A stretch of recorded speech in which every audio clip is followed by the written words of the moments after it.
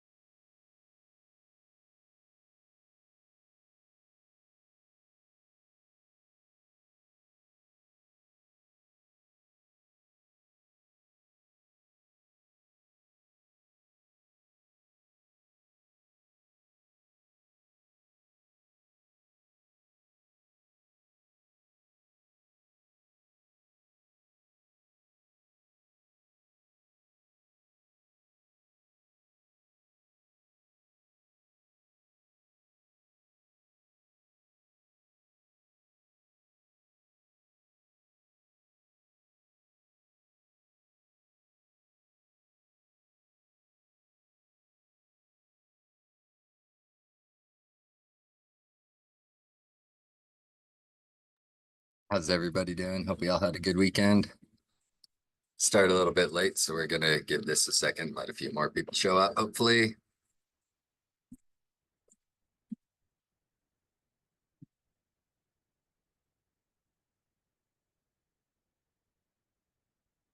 Doing well. Thanks, Gail.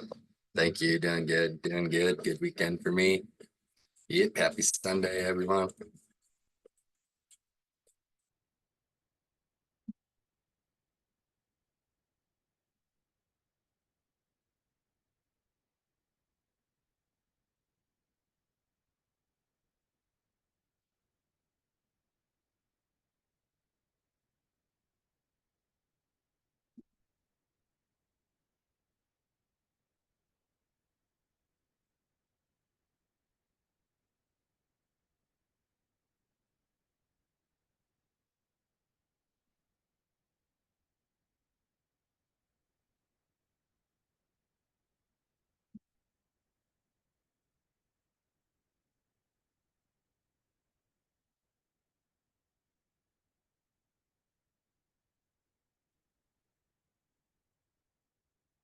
Noodle. Hello. Sorry, I'm still just checking some things out. Giving it just another second.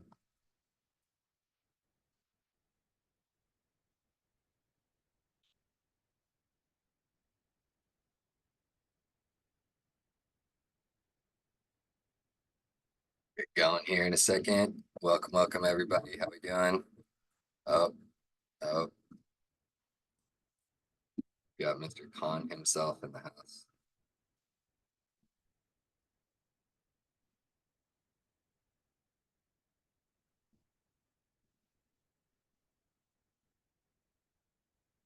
Toasty, really fortunate to have you here, everybody. Tell Toasty you don't like him.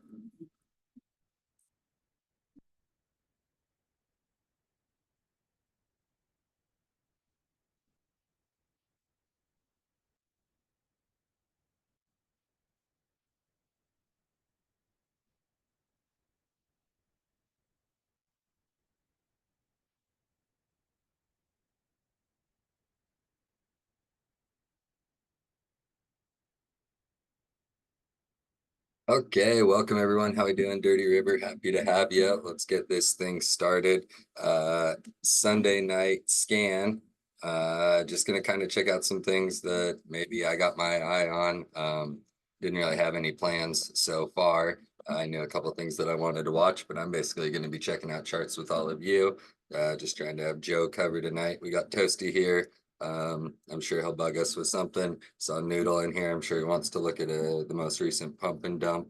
And we'll just kind of get going from there. Like I said, I don't have too many things to talk about. We're going to start with just SPY and QQQ, some things that I like to do going into the week and see kind of where the market's sitting and see how maybe we can make some trades around that. Then I got just a couple individual names I'm watching. And after that, we should have, if we got people in here, I'm sure we'll have plenty of time to look at some other things that might want to get moving this week. So with that, we're going to start with SPY. We got some toasty levels on there. Pretty classic ones. Let's see if we got a blank one. Yeah, there we go. So what I like to do in the beginning of the week is really just look at, like I tell everybody to do, always start on the large time frames, always kind of look at what the market's doing, how's it behaving, where are we trading? Are we, for example, setting new all-time highs and rejecting them? Are we, maybe trying to break some trends to the downside, break some trends to the upside. And then I always just want to have some levels that I really want to have my eyes on going into the week. Obviously, as the market opens, we'll get those pre-market highs and lows. We can, of course, always take notes of the previous week or previous day highs and lows as well.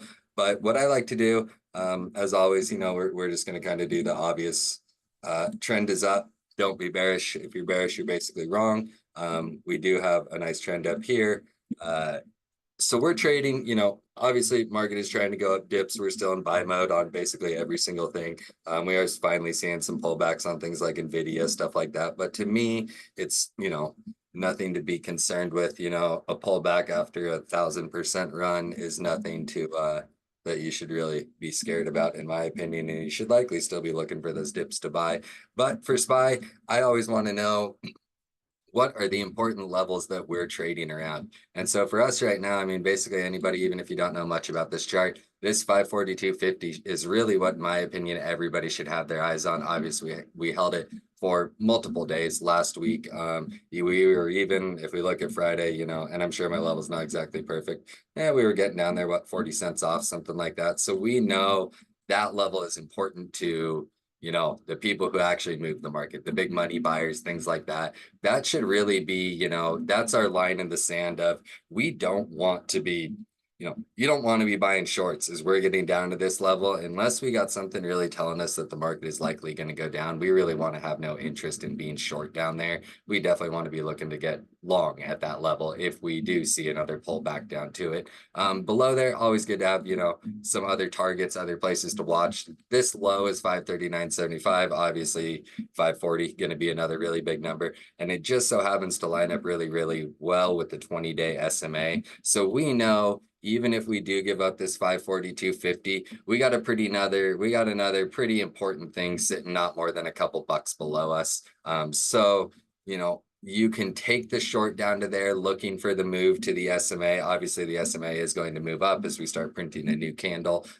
But you still don't necessarily really want to be looking short down here. And then obviously worst case, or, not like any of us really care, big picture. But the only other thing we want to watch is we do have this gap on SPY. So if we do decide to give up the 20 SMA and that, we'd likely travel this, whatever this is, additional $2 down to this trend. And then that is where we, at least for me, I really will be looking to get some longs. I'm not saying it happens tomorrow. And obviously any pullbacks into tomorrow, staying above this 542.50 area, I'm obviously going to be trying to stay long there. One thing to consider, and I'm kind of happy that I'm doing this Sunday night lecture tonight just to kind of get it in people's heads early. It's a short week. I think we have a half day, and then we have the 4th of July. And so when we have that kind of thing going on in the market, if we do really zoom out, we've had a lot of, lowish, some very low days, but low volume going on. Obviously, big volume on that sellout after the data on Friday and big push to new all-time highs. Those kinds of days will typically give you big volume. But for the most part, if we look back, all the way to the beginning of May, we've been kind of riding on that low volume thing. And I would expect that to continue going into this week. It's pretty rare that these short weeks have a big volume day. Of course, they will on occasion. However, that does not mean, don't trade or stay away or anything like that, because we actually do if we didn't have the 4th of July this week, this is also non-farm payroll week, which is typically a big mover of the market. So we can kind of take advantage of that. One of the big advantages to low volume, at least in my experience, is that it frequently trades very technical, supports, bounce, resistances, reject. If you do break them, you get the breakout, they'll tend to hold. And we can get those slow grind days, and a lot of people don't that they'll talk about they don't like low volume, but then they don't realize that a lot of those trending days that we have where we just kind of slow grind up or slow grind down all day long, those are typically low volume days. And so for me on SPY going into tomorrow, obviously, like I said, looking to buy dips, not going to be looking for any ridiculous breakouts. We have a nice little, basically a range set here, this 542.50 up to about 547, that plenty of tradable levels within that area. So just want the really simple chart on SPY right now. We're going to do the same thing on QQQ. This is just, I got asked in my last lecture, how much time do you spend, the night before or whatever it is working on charts. And you guys just saw it. This is really what I would look at going into tomorrow. And then I know going into tomorrow, my same levels that I always have on my chart are going to work, but I just always stay aware of the major things around us that say, hey, maybe you want to be long, maybe you don't want to be long. And so nice, simple chart on SPY. Like I said, this is about all the homework I typically do on these kinds of things. And if I wasn't talking, this would have been about 2 minutes of stuff. And so keep it nice and simple. Hopefully everybody sees what I'm talking about. Even if you want a little bit more detail, always feel free to hop into the 4-hour or anything like that, just to get a little bit more information. You can kind of pull some of your scalping levels from that 4-hour when we're trading relatively solidly within a range right now. You can, of course, play the breakdown of the range. You can attempt to play the breakout of the range, but just be cautious of the data that we have going on this week, even with the shortened week and the potentially low volume. So next one we're going to talk is QQQ, tech sector, for anybody who doesn't know that. Slightly different look than SPY. We did set the new all-time high on it, but when we look at these daily candles, we have a lot of, when we look at these daily candles, we have a range, but we have a lot of indecision going on. We did set that new all-time high on QQQ, but we just aren't getting, our candles aren't as big as we want them to be. Again, lower volume on it, just like everything else in the market. This one is a little bit trickier to trade. For me personally, I am waiting for a slightly bigger pullback to try to get into this. One of the things I wanted to note on this is on the 4-hour. If you pull it up, kind of get our trend line drawn on here from the major, highs and lows. We are technically breaking below this trend. So for me, I am in no way, shape, or form bearish on tech. However, I'll be treading a little bit lighter long on some of these tech names until we can kind of reclaim this upper level and reclaim this trend. However, that doesn't mean just get super bullish on it, because we also know that, excluding the pre-market highs, we know that our new high here is just above us when we break above this level. So you always want to be super cautious going into, you don't want to just be hammering calls at all-time highs. Obviously, sometimes it works, but more often than not, we'll at least see, a little leg or two down after it. Even if it's just a small one, when we previously said them, you'll frequently see little pullbacks and you won't just blast new ones without some consolidation. So, tech obviously still big picture, zoom out, look at it. If you're bearish, you're wrong. But it is worth noting that we're kind of giving up a little bit, something technical here. I want to, emphasize over and over and over again, I'm not saying be bearish on tech or anything like that, but tread a little bit more cautiously, just because we do have something technical on the chart that is, a very small view of the market breakdown. This last little uptrend that we've had going, we are technically breaking below it. Even if you want to draw it from some other lows, no matter how you chalk it up, we are breaking below it. So tread a little lightly, maybe if we do push up to that trend, wherever it lies, if we get some pushes up to this trend, you can try some of those shorts off of there with the tight stop. That's how I like to trade. I like to trade where you will likely get the bounce or likely get the rejection, just for the, quick 1, 2, 3 candle trades is really, that's what I like to look for personally. I like to scalp. And so we are in some nice areas for scalping. We aren't in quite as good of an area for a breakout you know, if we don't, you know, I don't like to buy double tops at all-time highs. I know some people do, but I personally don't like to do that myself. So that's it for QQQ. You know, like I said, really simple chart. Obviously, all moving averages pointed up, trend, big picture still strong up. We just want to see a little bit more buy-in show up on there to start building into those longs again, or we want to see a little bit more selling going on to try to build into those longs again. No matter what, when you are in a bull market, I preach it all the time. Look for pullbacks to buy. Don't look for tops to short. You know, sure, it's fun to catch a short on things because sometimes they can move quickly, but for longevity as a trader, 9 times out of 10, trade with the market. You know, everybody is looking for dips to buy. So look for dips to buy until that quits working. That just makes it, you know, so much easier on yourself. Not to say there won't be some days here and there where there's some really nice short opportunities. We had one just a few days ago.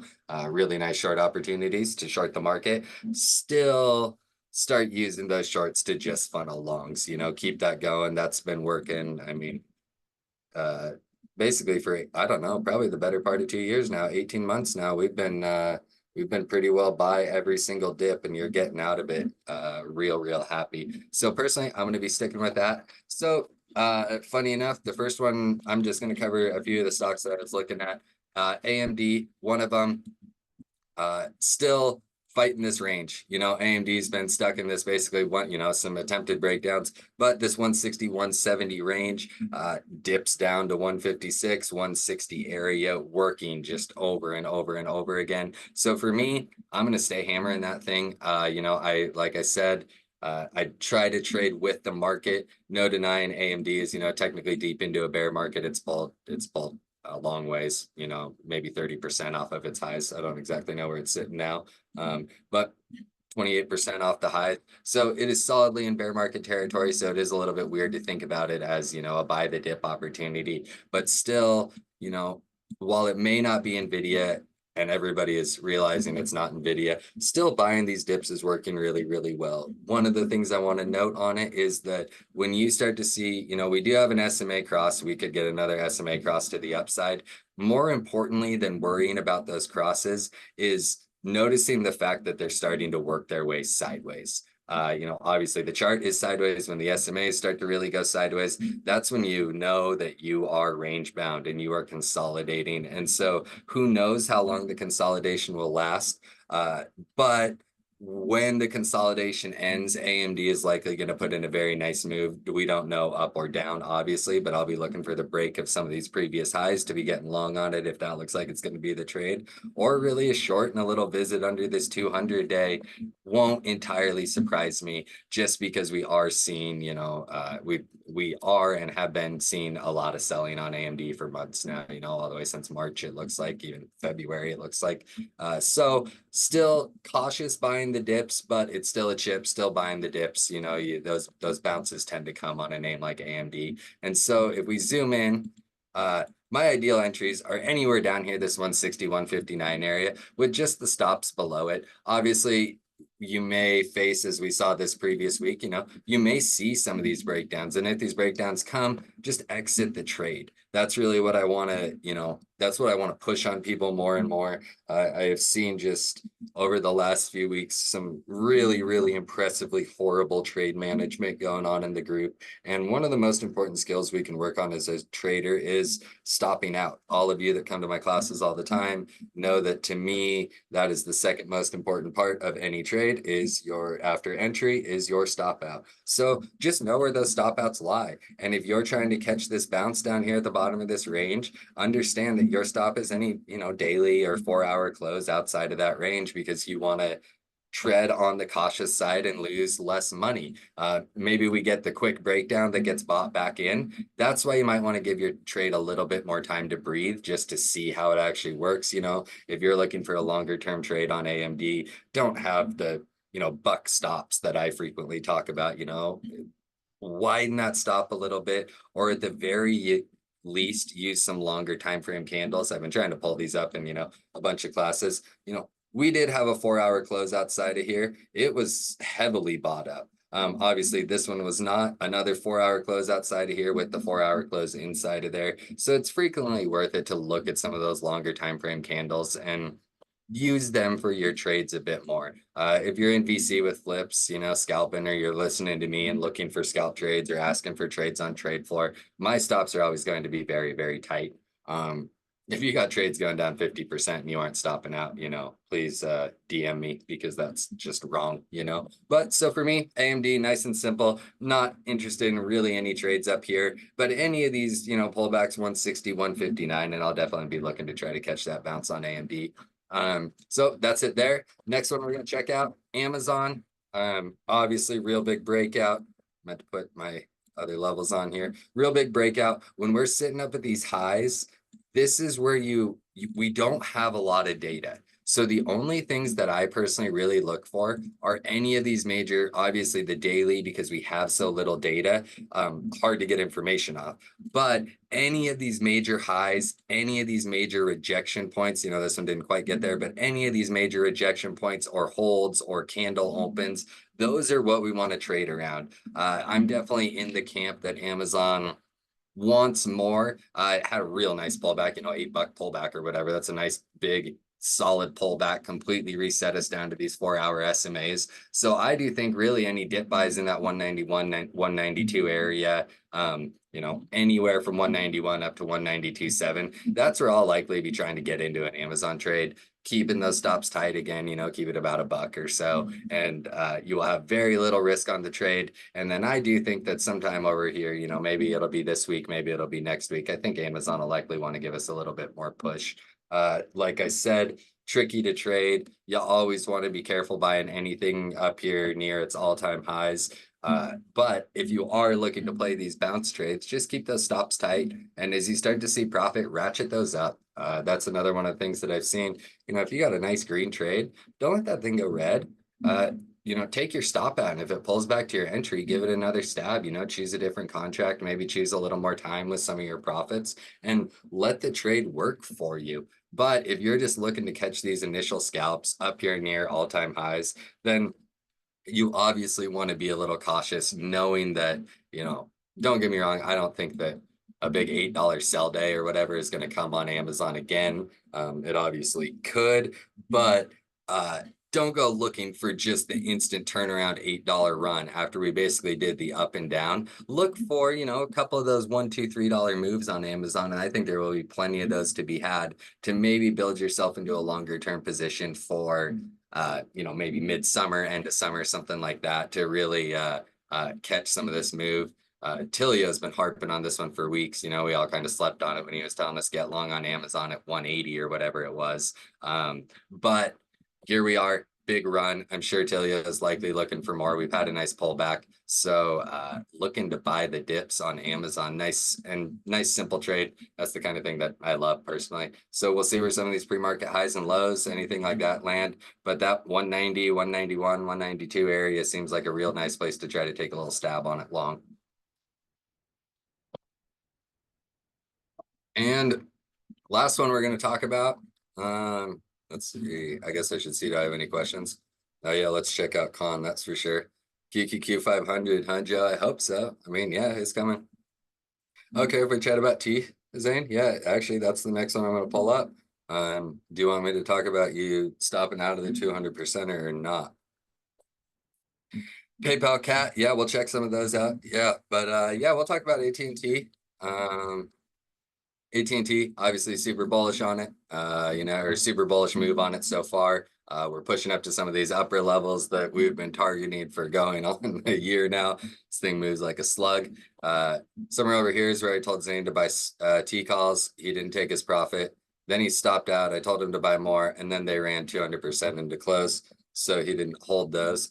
But if we look at the big picture on T, the main thing that I want to point out to everybody, just because, this is something that we've been watching, we could even go back through all of our old ones. So here is where, I wonder if we got Ricky in here. Ricky, if you're in here, here's our arrow where we thought T was going to rip.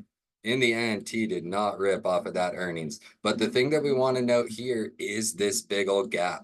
T has really started working its way into it. I did have a short get away from me last week on it, trying to catch just, when we pushed up, I was definitely expecting some sort of retrace down to this 1850. Missed my sell on this day, and ultimately those did not work super well into the end of the week.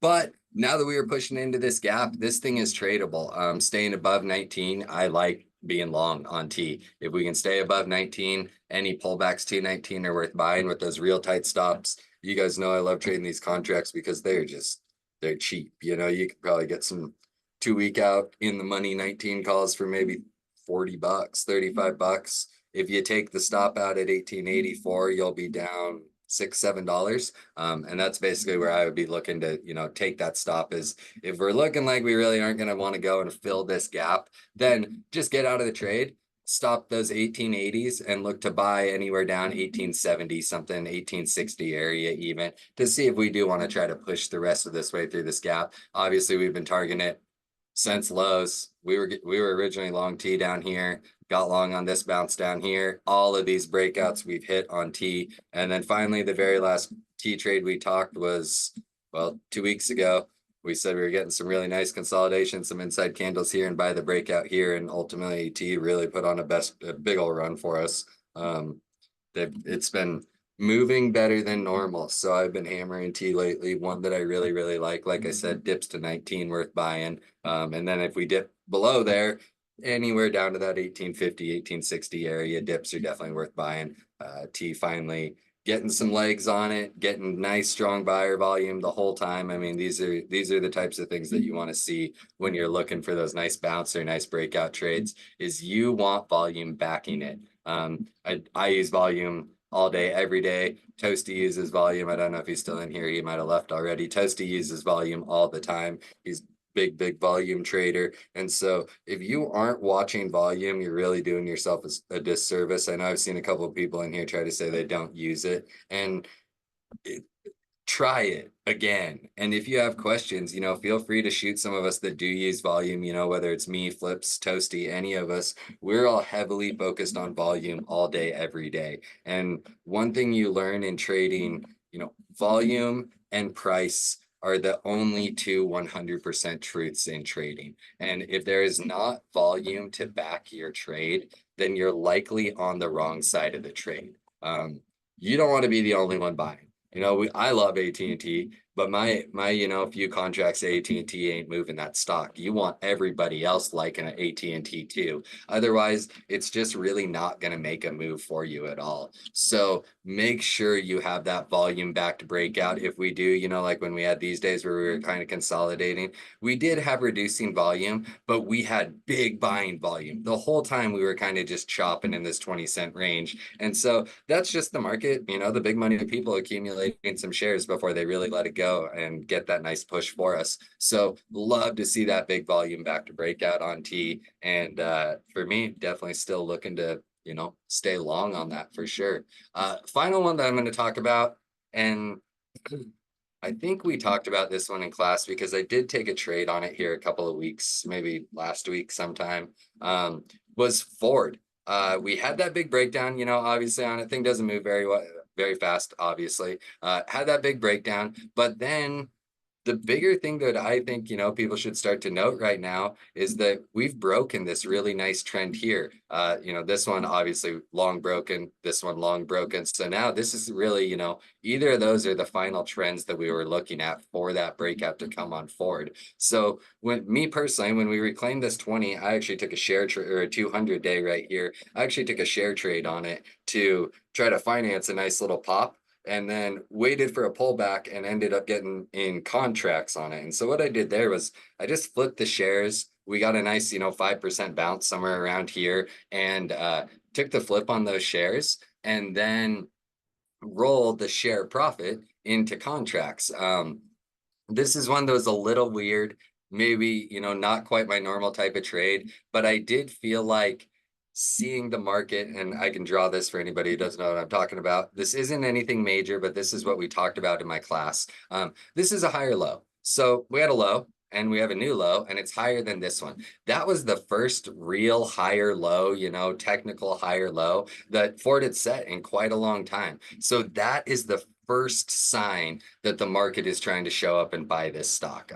Also had a nice, for anybody in my class last week, had a bit of exhaustion, followed by a nice reversal candle, a couple of inside candles, or, of course, this one ended up an outside candle. And ultimately that break played really nice for us. So Ford's another one. Would not hate a pullback at all, but this is definitely dip buy mode for me all the way down to 1222, that 50 SMA. Great place to get in. Obviously, it's Ford. It's not going to make huge moves or anything like that. So when I did buy this pullback, I went for those 12s. I think even when I bought them, we'd even bounced a little. So we were fully in the money at that point. But there's no reason to be trading, 13s or 1350s or anything like that.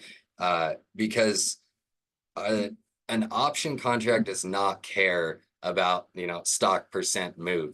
Ford moved 2.5%. That's a great big day on a stock. 2.5% is a good day. It's only 30 cents. So when you think about an option contract, that's basically going to give you 1/3 of the delta. And your $13 contracts might cost you, $15 or something like that, but they're going to have 2 delta. So maybe you get $1 on that 2% move.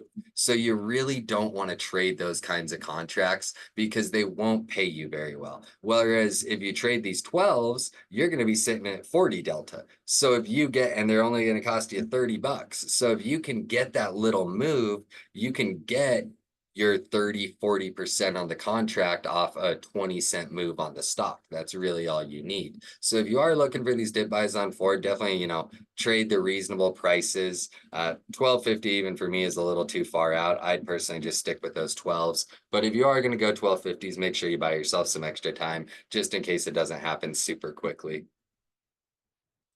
And so that was it for me. That's really all I got my eye going into the week. Is you guys know I watch Apple, Amazon, Microsoft, Nvidia now every day because they're what moves SPY, and SPY is mostly what I trade. So those are what I have my eyes on. But looks like we got like 20 minutes left, 25 minutes left, and we'll go through some of your ideas. And I had seen a couple recommendations.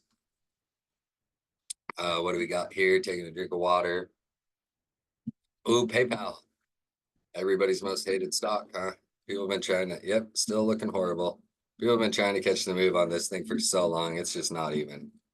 I mean, let's do, yeah, that was the last time we were talking about it, saying short this thing. But let's start fresh. Oops. Still looking just absolutely horrible.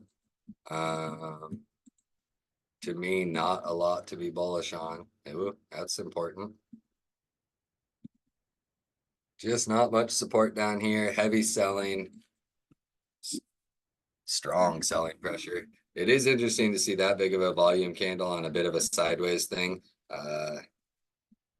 Definitely not where I would personally be looking to trade this thing.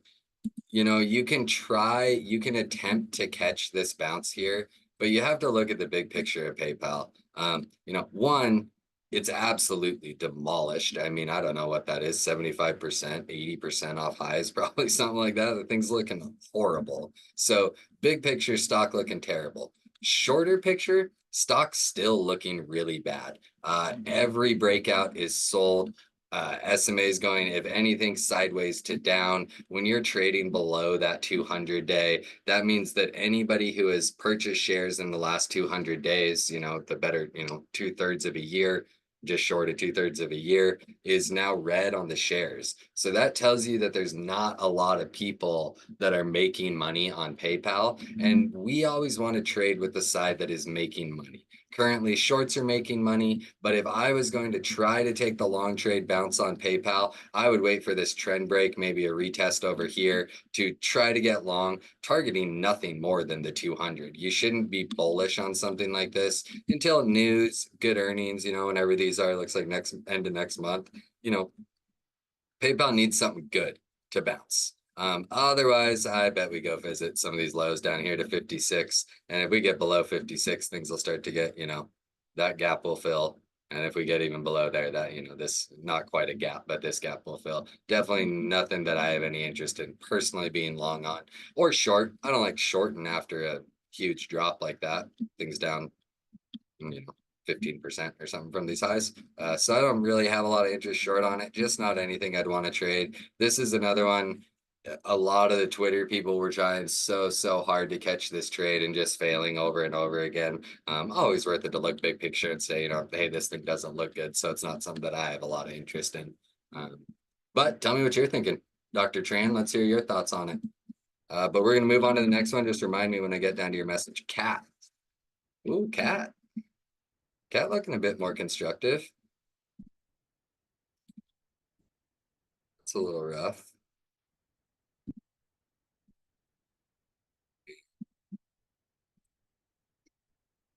Not interested in a trade here, personally. Let me just get a couple levels on here. I always like to do these charts just fresh so we can look at, you can see exactly what I'm looking at, why I'm looking at it. Let's see if we got any info over here.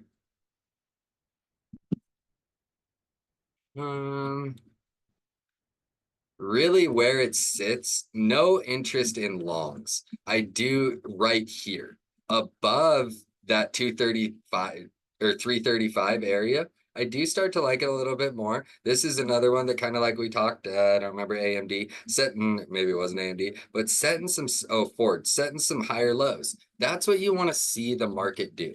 When we're just selling like this without setting, any bounces above previous lows, consolidation doesn't really count like this. But when we aren't setting any lows that are higher, then you really want to continue to look short on a stock. That's what price action tells us. And so right here, we really are having our first sign of, some buyers showing up, setting some higher lows, real big buying volume, obviously end of quarter. So maybe people are starting to have their eyes on this. If we are able to crack above this 335, I'm perfectly fine with a long trade on that.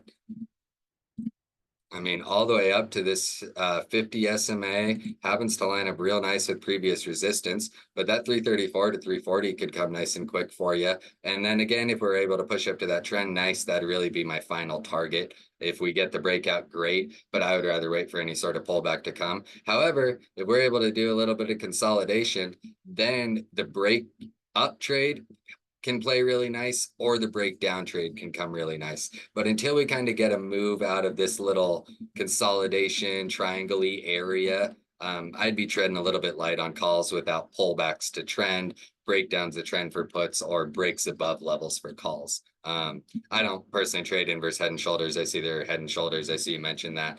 I don't trade those. I also don't see a head and shoulders here. I don't see an inverse head and shoulders here either. So I don't trade patterns like that personally. Maybe we zoom in a little bit. I mean, no, I've seen people try to call this kind of stuff head and shoulders recently, and that's just consolidation. That's all that is. That's not, to me, that doesn't meet any of the parameters of it.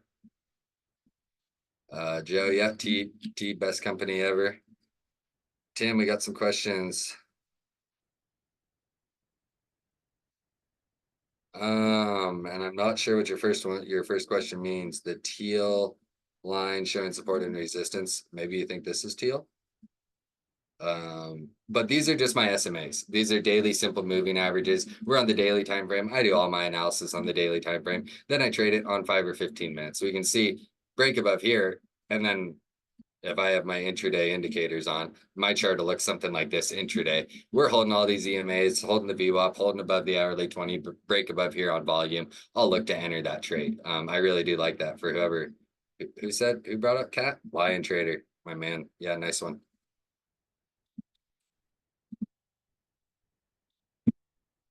Oh yeah, what's this one up to? We talked this one in class. Man, Ripper. Working on that gap.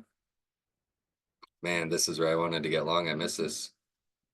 Are you the one who asked about this like last week? 2 weeks ago? We were looking for this breakout here that I unfortunately missed. What a run on that thing. I mean, for me, obviously, basically a dip down to the 330 area is where I want to be long. You can have the wide stop below 325, tighter stop 327.50. Any dip down to there, I want to buy. Obviously, ultimate target is going to be the high of the gap, but you always need to take other things into consideration. And this big consolidation area that we have over here left of the chart from basically that 350 down to 337 area, that is going to be tricky to move through. So it explains why we rejected the last couple of days there. The market will have trouble getting through here because we know that there's a bunch of orders here that got a nice move, and then on that earnings, just an absolute mountain of people got trapped in their shares. So we know as we push back to this pre-earnings gap, there's likely going to be a lot of profit takers. I didn't watch this one intraday. I mean, not as big of a sell as you quite would have expected, but we can see where the rejections are coming up here near these highs are lining up exactly with where that was. And so not a ton of interest long there, more interest if we pull back, and more interest if we crack this 350. If we crack the 350, that gap fills within a day or two, in my opinion. I mean, we'll rip through that thing. Really, the only holdup would be 353, but I gotta believe we rip through that thing pretty quick. We just have little to no data. Yeah, little to no data up here. So look for that gap to fill if we're able to get above it. Good eye if that was you that asked me about that just a little bit ago. Oh, sorry, Tim. I didn't realize I skipped over your second question. What is my opinion on SPX? Don't trade it. Pretty simple. You can watch it if you want because you're interested in those whole numbers. I know Tilly, I personally watch ES, Tilly watches SPX. And so you'll hear him mention these things, or the 5,500s. He was mentioning those 5,400s, his big ones. That 5,475 or something like that was his really big target that he'd been targeting. And so it's fine to watch for these big numbers, but 99% of people should not trade it. I know flips can do really well on it in VC, and it kind of gets everybody all excited. But it's important to remember that he likely trades with a larger portfolio, can handle a much bigger risk than other people can. And so for the average person, really got no business trading SPX. SPY can do the same thing with less risk. If you get a wick against you on your one SPX contract, that thing can go to zero. If you get a wick against you on dollar for dollar, same amount of SPY contracts, you'll only be down 25%. And the return on the other end will frequently be the same amount. It's important to remember that, SPX is basically just 10 times SPY. So SPY can tend to do what SPX can as well, as long as you know how to trade it properly. But in my opinion, most people just really shouldn't be touching SPX. Big picture though, I know that 1K, I don't know if he's in here tonight. I think he might have been busy, but 1K, he likes to watch SPX and he really likes to watch the 9 EMA on the daily. It's been working really good for him. And so that was his downside target last week, was the SPX, or on Friday, whatever that was that 9 EMA on the SPX. And so we got that nice pullback to the 9 EMA. Again, I treat it just like SPY. For anybody who got in late, we can pull up my SPY chart again. We're holding the EMAs there as well. For me, we're still solidly in dip buy mode on SPY for most things. Financials, we kind of got the laggard. We even finally had the nice breakout on XLE. I think it's pullback time for sure.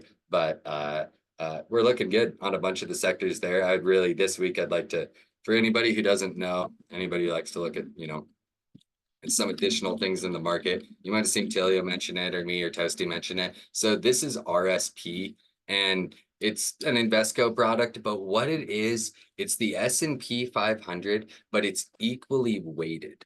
For anybody that doesn't know, SPY it's an ETF. And what an ETF means is that they actually own shares of Apple. They own those shares. So, Apple, Amazon, Microsoft, Google, all those names, but they're much more heavily weighted to the tech side. So that's why when you see tech really get moving, SPY is, 30%, 40% big tech names. So that's why it moves so well with it. Well, what RSP is equal weights on all of those names. So when we see this big consolidation that we're seeing on something like RSP, we know that, tech's putting in some moves, and we've seen some energy moves, we've seen some financial moves, but the S&P as a whole is moving sideways. We're seeing the bigger names on tech. So if anybody's into looking at these kinds of things, we know RSP is in this nice little range right here. Breakouts of RSP likely lead to an expansion of breadth in the market. So we know that breakouts will kind of stick. If we start to see a breakdown here, that's where we can start to look for a little bit more weakness in the market as a whole. maybe some tech names will still be rallying, but maybe SPY's weak, or maybe, some of the other, individual names are weak, but maybe tech is still pushing. So RSP can be a really, really powerful tool. You'll even see sometimes weird days where SPY is red because maybe the tech names are selling, but RSP is green because they're buying all of those other names in the S&P. So it can be a super, super powerful tool as well. So let's see, that's all we got for questions. Well, we got, 10 more minutes. If anybody's got a couple more stocks they want to pull up, we got plenty of time. So I'd be happy to pull them up if we can. If not, we can, I got a couple more things that I could talk about a little bit. Well, nobody's jumping to it. One of the other things that I'll talk about, NVIDIA. Yeah, good call. We should probably talk NVIDIA. So NVIDIA to me, beautiful move. Main thing that I've been watching on this is, so this is earnings, this is split announcement day. Just running this fib retracement on it, we had that 100% retracement. We now pushed up to about the 50% retracement on it. So for me, and maybe it looks like my lines are off a little bit. If you're going to draw these, let's see if I could just adjust it from down here.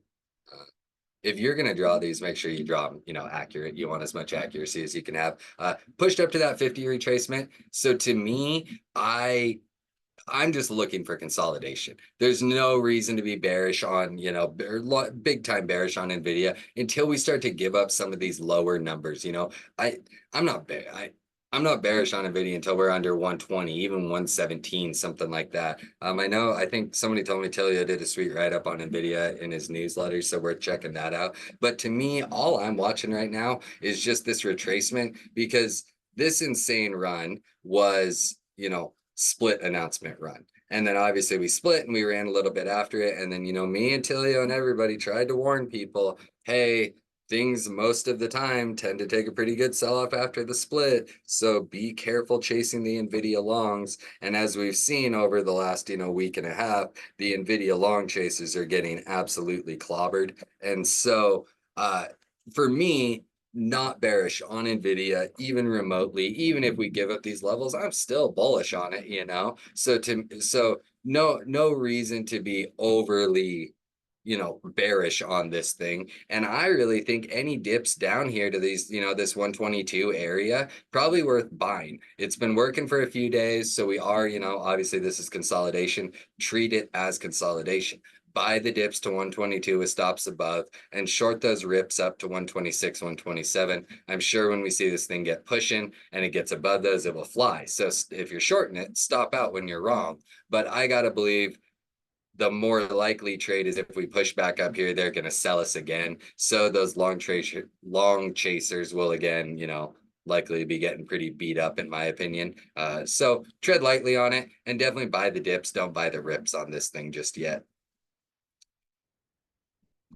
Yeah, and Noodle, I did see that, bear flag or whatever, I mean, yeah, it could be bear flags, it could be, all kinds of things. I just don't trade those patterns. But I look at this weekly candle, 100% indecision. So to me, there is, all we know is range. I won't play this breakdown personally on NVIDIA. That's just, I just have so much trouble shorting this thing. But if we start to see some actual technical breakdowns giving up these lows, then yeah, you can look to short it down 109, something like that. But it's hard for me to want to be even theoretically bearish on NVIDIA. And I feel like you'll just lose money.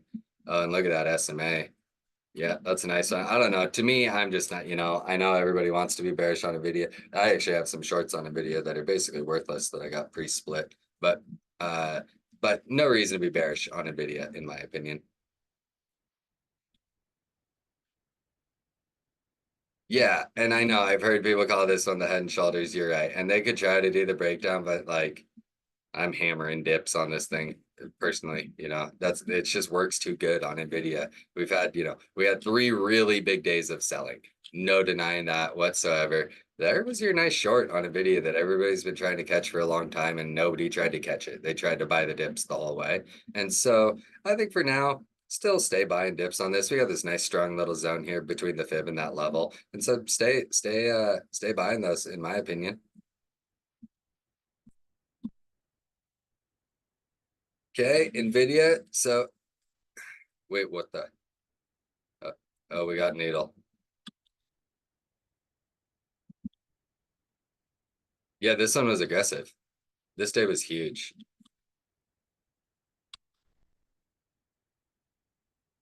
I mean, that thing sold $7. Looks like top to bottom. Yeah, that was a big sell that day. I mean, that's selling, you know. They hammered it that day. But those were your shorts. Here was your shorts back here too. Let's see what a couple more days.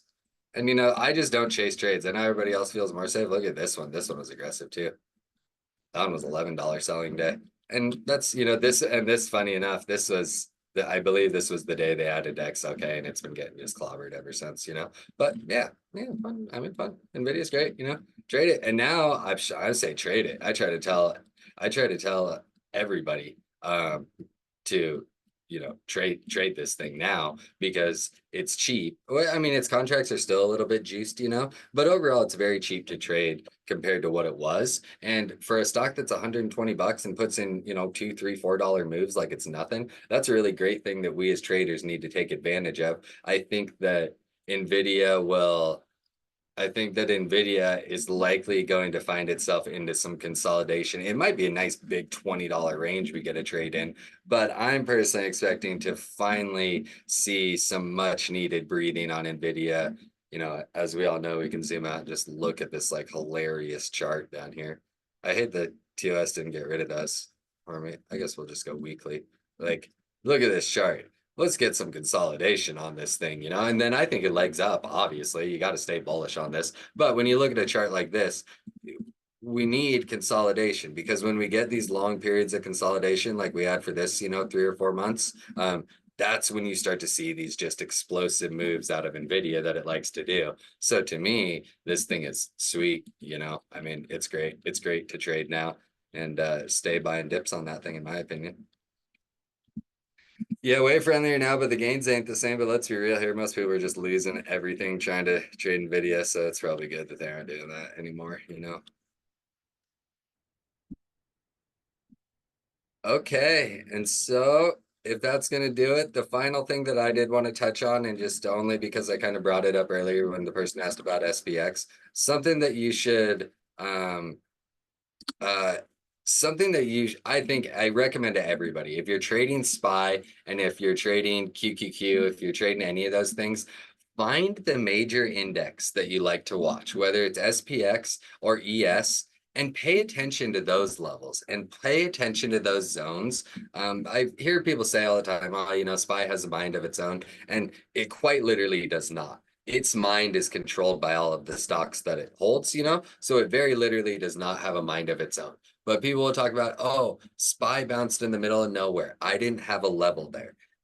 Many times, if you pull up something like ES, you know, we can see this bounce right here and understand, oh, that's likely why we bounced there. Or maybe you like to watch SPX, that's just fine. You can pull up these things and you'll notice that due to differences in calculations of how, you know, SPY, ES, SPX are all calculated, you know, we didn't get the full sell down on SPX that we got to ES. But if you're able to keep your eyes on sort of all of them, then you will start to notice that these bounces work a little bit better for you. You know, we didn't see us pulling all the way down here on SPX. So maybe if you only watched SPX, you weren't quite looking for that bounce. You know, if we pull up the 5-minute, we can see that, you know, I mean, we weren't much off, but we were a solid 5 points off of this thing. Whereas if we pull up the ES chart, we were bouncing it to the cent. So this is something that I just wanted to point out to people. You know, I love to do a little bit of random information on these charting lectures. And we can see here that